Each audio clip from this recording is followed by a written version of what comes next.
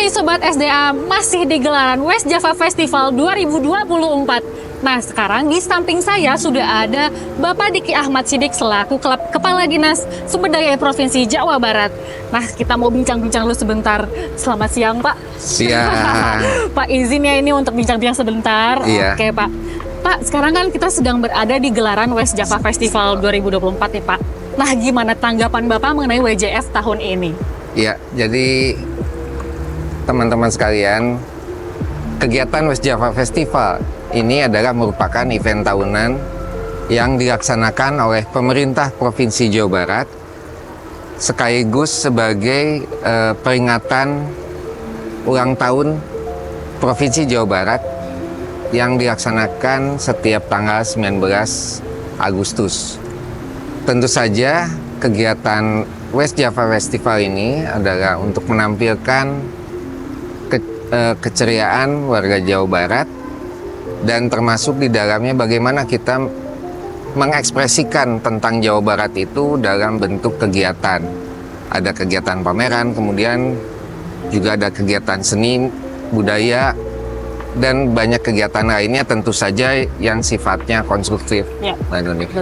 Dan kegiatan ini tentu saja mudah-mudahan membawa dampak positif bagi kita selain sebagai peringatan tahunan Provinsi Jawa Barat. Jadi so far seru ya Pak ya? Seru, untuk WJF sudah ini pasti ya? seru karena keterlibatan semuanya di sini. Oke. Nah Pak, kan Dinas Sumber Daya Air ini juga ikutan ya Pak, berpartisipasi Iya. nih Pak. Nah di depan kita ini ya Sobat SDA sudah ada nih konten yang ditampilkan oleh DSDA. Nah tapi ini tuh apa ya Pak? Boleh dijelaskan nggak Pak untuk kita-kita yang nggak tahu nih apa?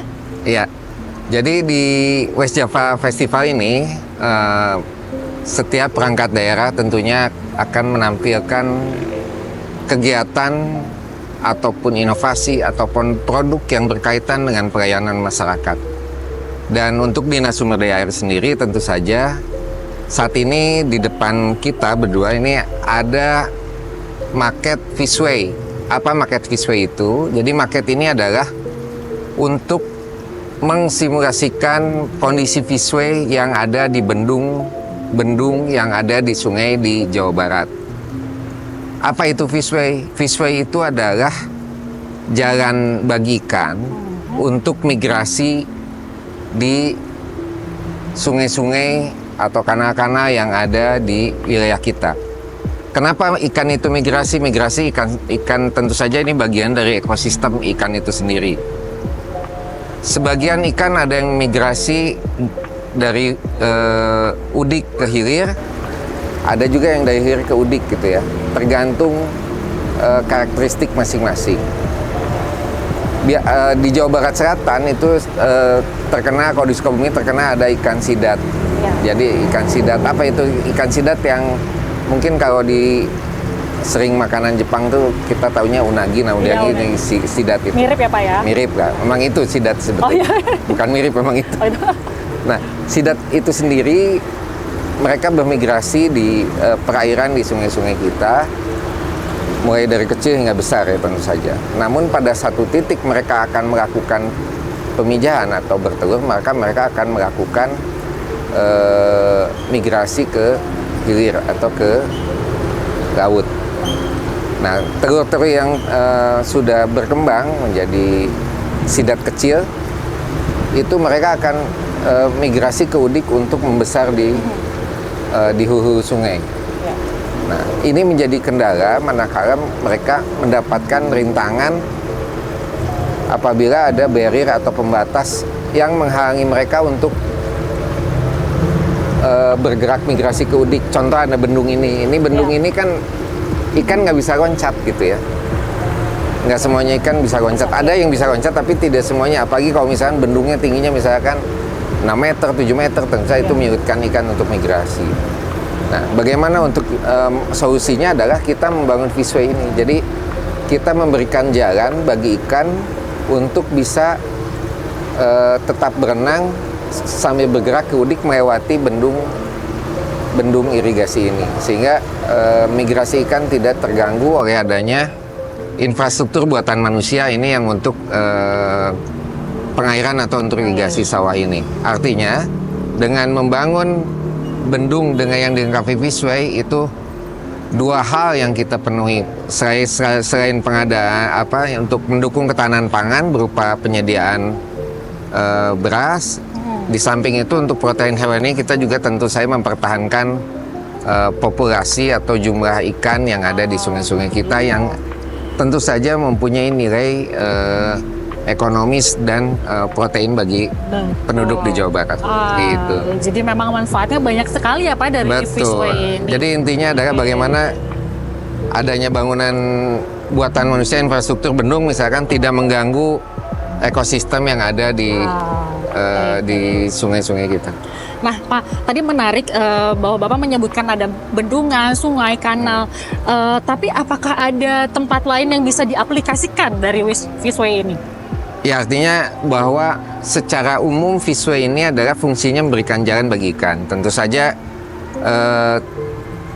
kapan dibangunnya itu tentu saja disesuaikan dengan kondisi sekitar ya. Misalkan maksud saya gini, bendung ini mungkin untuk irigasi, tapi di satu titik juga mungkin bendung dipakai untuk pembangkit listrik, misalkan untuk PLTA itu juga bisa dibangun. Bahkan di beberapa tempat itu untuk Fishway itu bukan lagi Fishway tapi udah fishlift ya, artinya pakai lift, ikannya pakai lift gaya.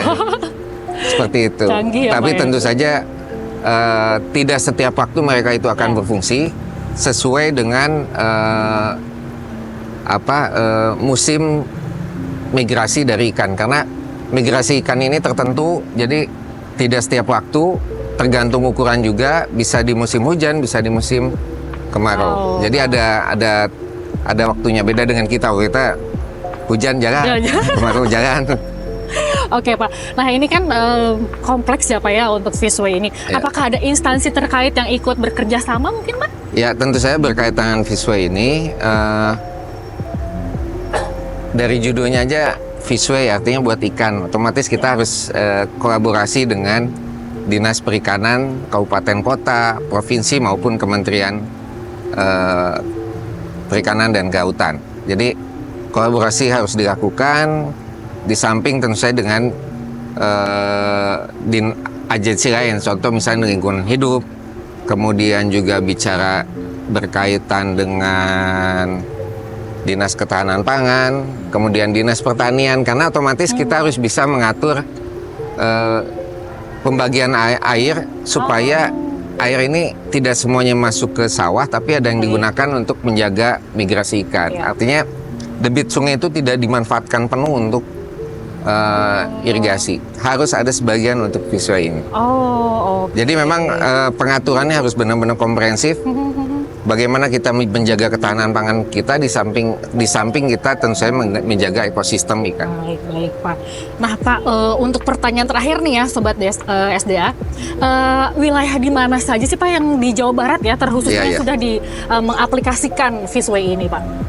Kalau untuk di Jawa Barat saat ini baru satu yang sedang dibangun, yaitu di Sukabumi ya. Itu ada pembangkitan PLTMH. Mereka coba mengaplikasikan bendung Fishway ini sesuai dengan rekomendasi yang kita keluarkan pada saat perizinan pemanfaatan air untuk sungai. Selain itu akan kita bangun juga di daerah irigasi kita, di Sukabumi juga Fishway yang akan dibangun. Memang kalau untuk di Jawa Barat, karena ini masih baru juga, jadi tentu saja baru akan masih dalam proses untuk pembangunan Fishway. Tapi kalau di Indonesia tentu saja ini sudah ada yang dibangun di Sumatera Selatan, kemudian yang selain itu juga yang sudah dibangun di Poso. Jadi semuanya memang untuk mendukung ekosistem ikan. Tentu saja untuk membangun Fishway ini kita harus mempelajari kondisi sekitar juga, apakah memang ikan yang migrasi itu ada dan seterusnya. Ini memang harus kita lihat dulu. Jadi tidak kita asal membangun, karena Fishway ini harus melihat juga ukuran ikan yang migrasi dan sebagainya, sehingga nanti bisa menentukan arus air yang ada di Fishway ini sebesar besar. Karena kalau misalnya terlalu kencang mereka yang kecil biasanya nggak bisa juga. Jadi benar-benar harus dipelajari betul. Oke, jadi harus menyesuaikan juga ya Pak ya? Betul, harus menyesuaikan. Oke, nah gitu Sobat DSDA. Nah sekarang kita jadi tahu kan apa itu Fishway, apa juga manfaatnya, dan ternyata wah manfaatnya banyak banget.